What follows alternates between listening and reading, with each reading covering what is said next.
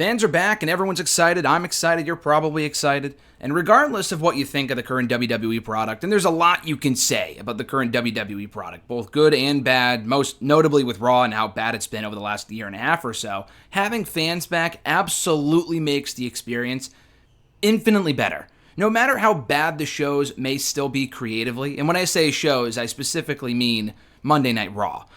We'll find out with Raw how much better of a show it's going to become Monday. I'm sure it will be better, obviously. How much better remains to be seen. Will this give them the creative motivation to do better booking and stuff like that? That remains to be seen.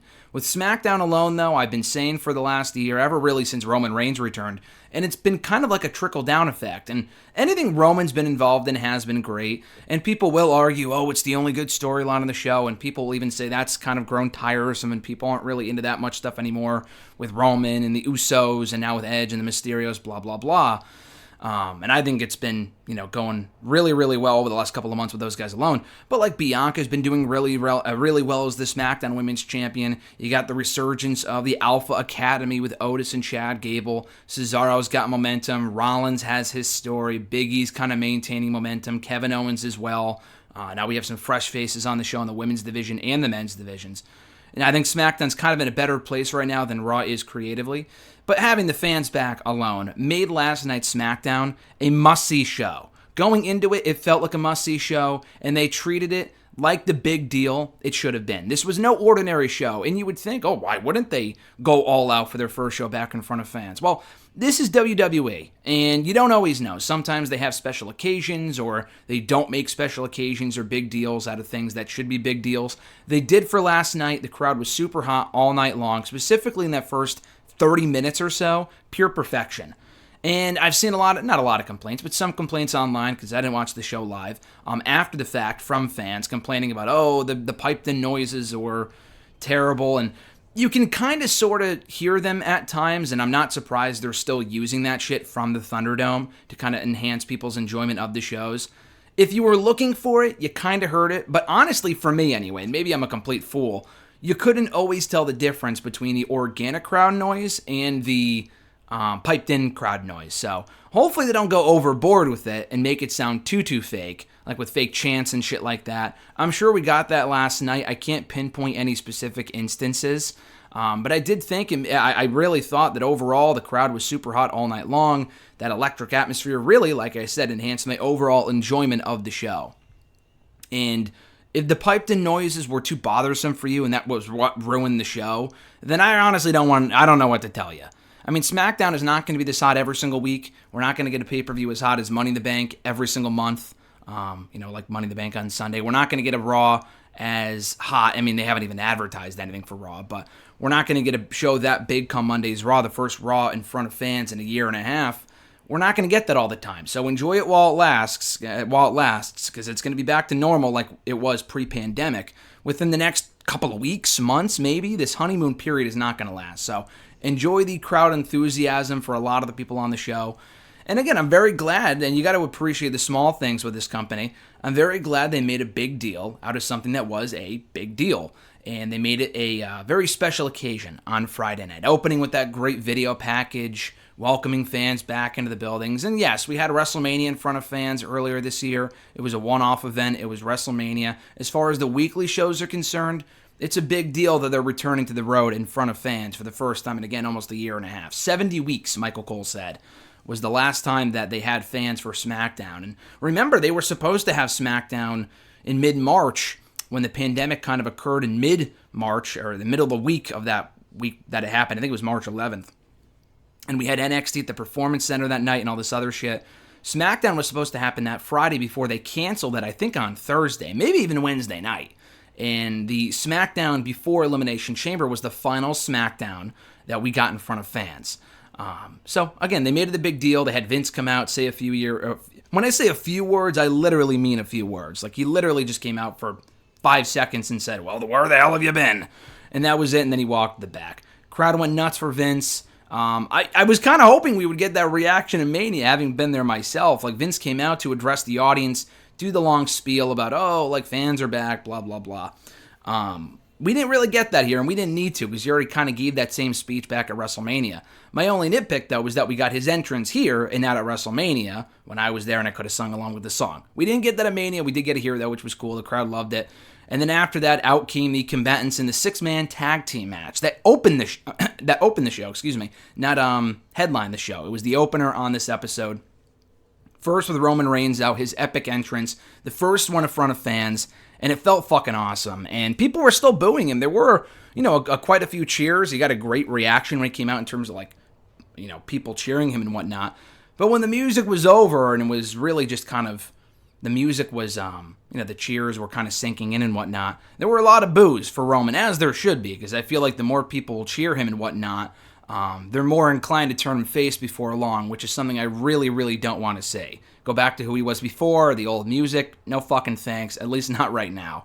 I think this iteration of Roman Reigns is absolute fucking money. So he comes out, followed by the Usos. They were kind of along with him. They didn't get their own entrance. The Mysterios got a really good reaction from the Houston crowd.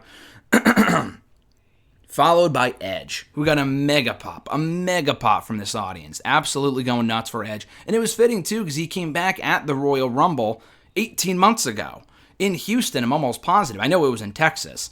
And I was saying this, I think maybe last week, a lot of crowds haven't seen Edge and all this other stuff. And this crowd actually got to see Edge when he first came back. Because remember, when Edge came back, he was only in a handful of shows. He was on the Rumble. He was on Raw the next night. He was on, I think, the last Raw in front of fans. I think he came back that week or the week before or whatever.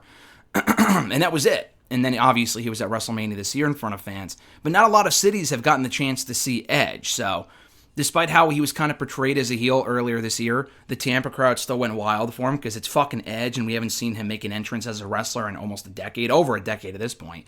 So he got a great reaction here. This was a really, really fun six-man tag team match. I thoroughly enjoyed this. I thought everyone played their roles well. In the end, it was Jey Uso pinning Rey Mysterio with a handful of tights after Jimmy kind of knocked Rey in the ropes, and Jey capitalized for the victory. So I thought I was a little surprised by the result. I figured the baby faces would get the last-minute momentum boost, considering Edge has not won a match since the Royal Rumble, which sounds like a long time, but you also got to remember, the only other match he's had since then was WrestleMania. Or no, he actually faced Jey Uso on SmackDown and he beat him.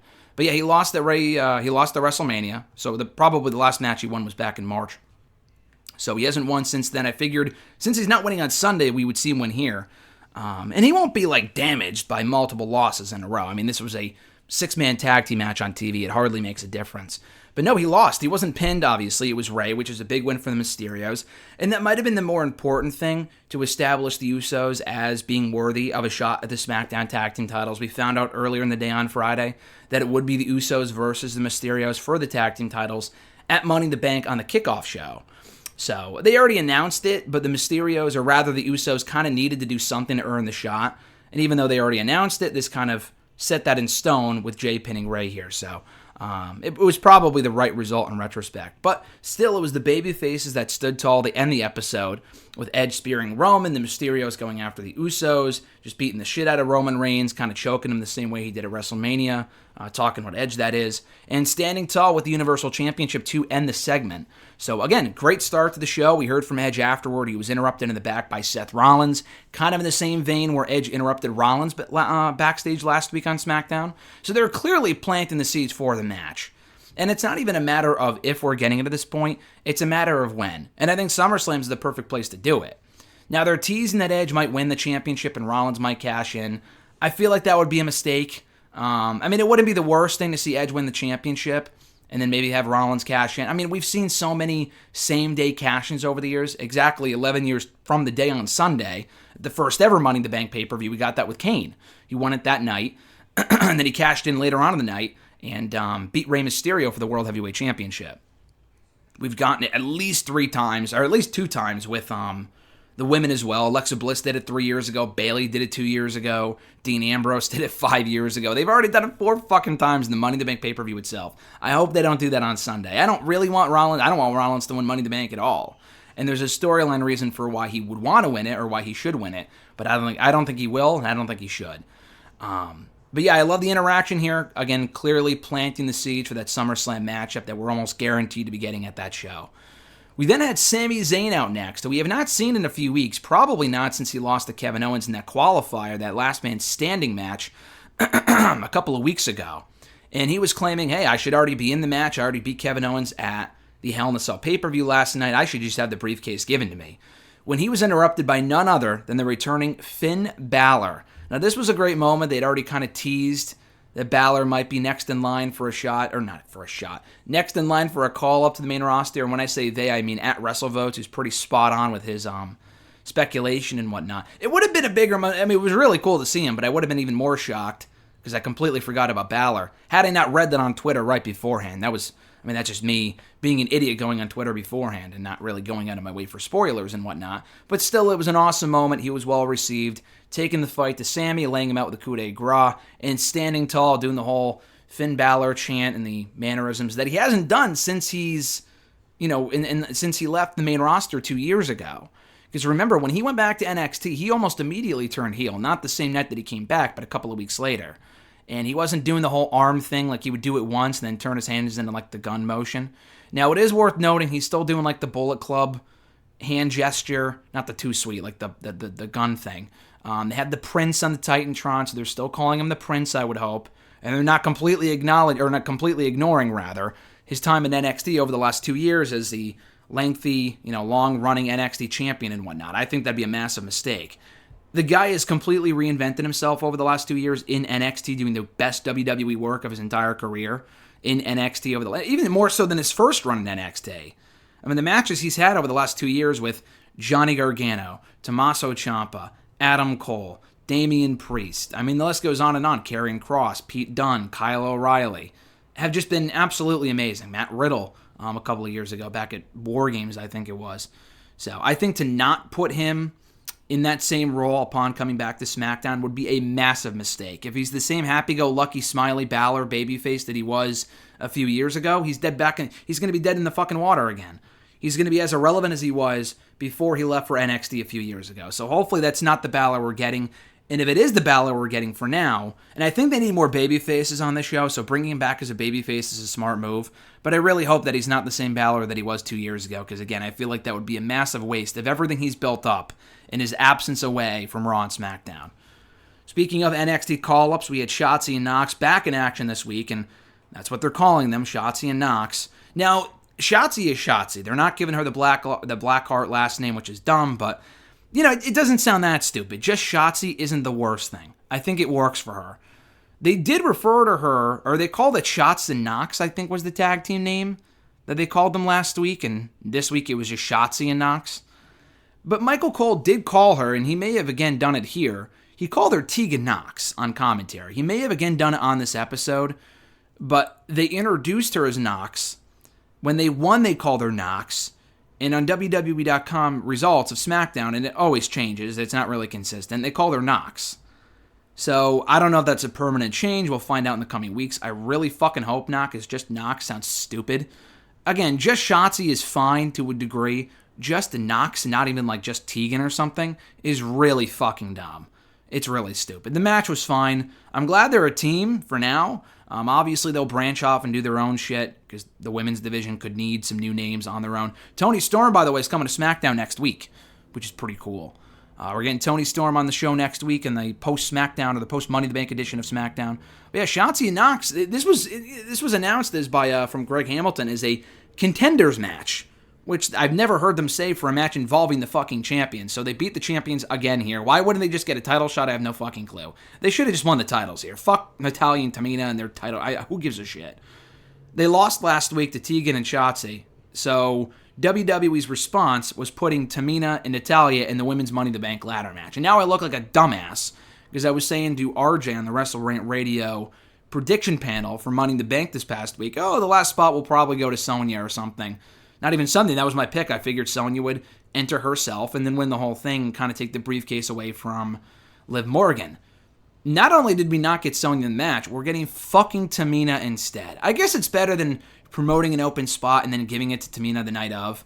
But still, they lost last week, so they're rewarded with 2 spots in the match. And Zelina came back as a loser. She's done nothing since she returned. She fucking lost to Liv Morgan in 3 minutes a few weeks ago. She's the only real person in the match, from SmackDown anyway, that I want to see win. Liv Morgan and Zelina, by the way, were on commentary here, very distracting, but they brawled and the crowd was into Liv. She cut a promo in between the commercial break, and it's on WWE.com and on their YouTube channel. And she got a really good reaction, cutting a very emotional, intense promo, talking about why she's not only, because like fucking Kayla Braxton was wishing her luck, and she's like, I don't need luck. Like, I've deserved this, I've earned this, blah, blah, blah. And I've never been the biggest Liv Morgan fan, but I think that would be huge for her. And I think from a storyline standpoint, it makes sense. She doesn't necessarily have to win the SmackDown Women's title, but it could be cool for her. And honestly, I think she is the best chance out of anyone in that match currently of winning it. I don't give a shit about Nikki Ash and Alexa winning it again. No thanks. I think Liv winning it, I'm way happier with that than either of those women or Asuka again. Like, who cares? Naomi would be nice, but I'm not getting my hopes up for Naomi. I just don't think it's going to happen. So, but speaking of new names on SmackDown, we got Balor back. Shotzi and Tegan Nox are on the show. We got Toni Storm coming next week. I should mention this. It didn't happen on the show itself, but I found out, I was like, what the fuck? I saw the video on WWE's YouTube channel. I'm like, what the fuck? Did I miss something? It was Harry Smith, the former David Hart Smith. Harry Smith, I believe, is his real name. That was the name he was going by in the name he was going by in other promotions like MLW and New Japan and stuff like that. He's back in WWE. That's been rumored for a while now. He inducted his father, the British Bulldog, into the Hall of Fame alongside, I think, his sister and his mom earlier this year over WrestleMania weekend. And it was really more a matter of when than if. I think he was coming back to the company. He's really close with Tyson Kidd and Natalya. They completely fucking butchered the guy the last time he was in the company. He was on Superstars wearing a stupid cowboy hat. So him being back is cool. He wasn't on the show itself, like I said. If you thought you missed him, you didn't, because he wasn't even on the show. He worked a dark match beforehand. I forgot who else with, but they're calling him Harry Smith. Now, they might give him the D.H. Smith name back, but it's been so fucking long. I don't think anyone even remembers. Just give him Harry Smith. D.H. Smith is a dumb, his name is Harry Smith. Call him fucking Harry Smith, not Davey Boy Smith or David Hart Smith or whatever. Just call him Harry Smith. As fucking, what's his name? CM Punk so put it ever so clearly 10 years ago, almost exactly.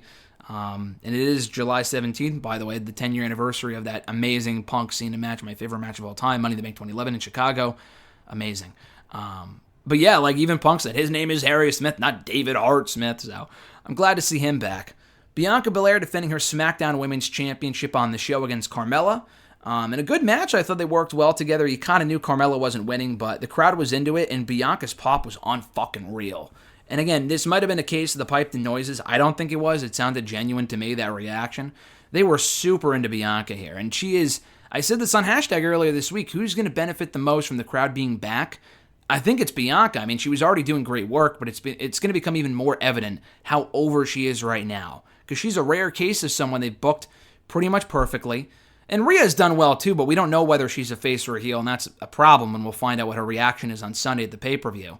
But with Bianca, though, she's been booked perfectly as a babyface. She has momentum. She's been champion since Mania. She won the Women's Rumble in very impressive fashion. She's been on the roll. She's been on the rise, on a roll over the last year or so. And she's going to show over the next couple of months and weeks and whatnot how over she actually is, unless they completely butcher her push, which I find hard to believe. Even if she loses the championship, I mean, that's not the worst thing. If she loses it back to Sasha, that's not the worst thing. They can have another match after that, and it's totally okay. But anyway, this was a good match. We found out on Talking Smack, which I'll put up my review of that tomorrow here on the channel. But the episode is up now on Peacock.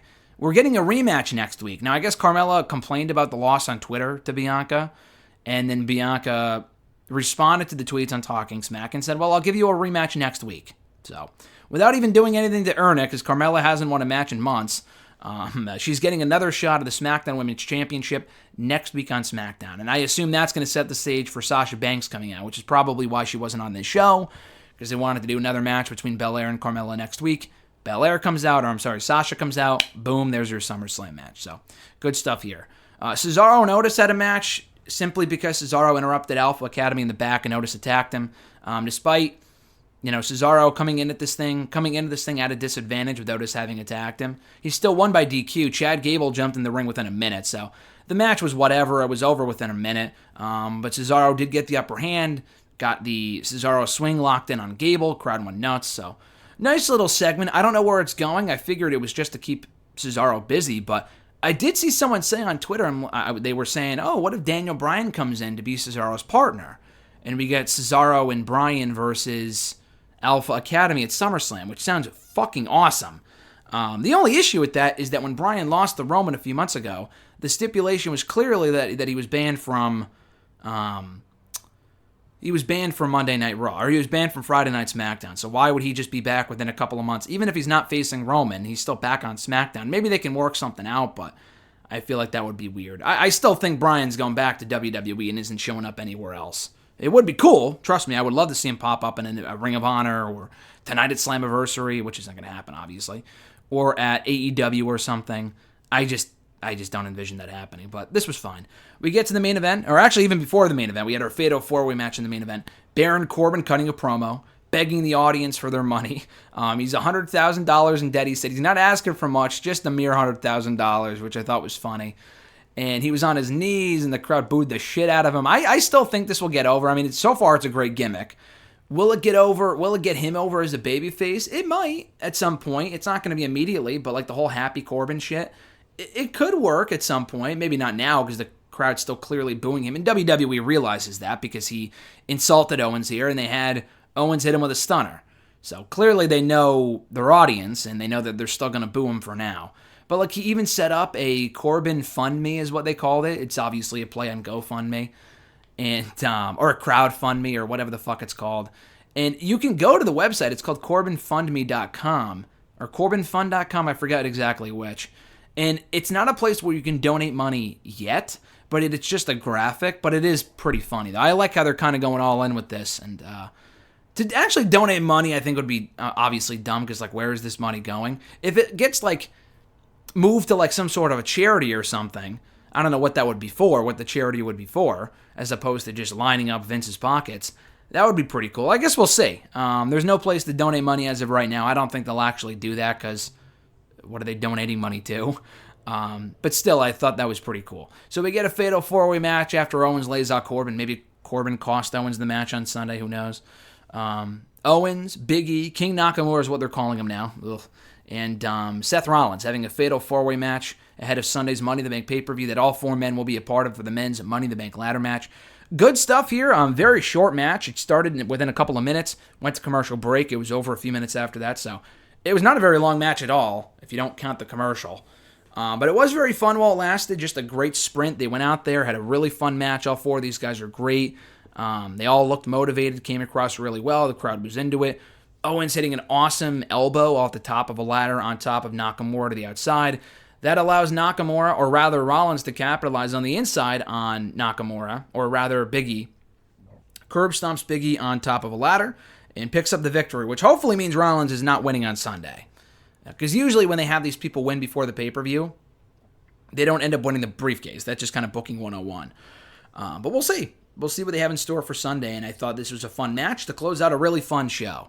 And again, not every SmackDown is going to be like this every single week. Like, we're not going to get returns. People are like, oh, what about the surprises?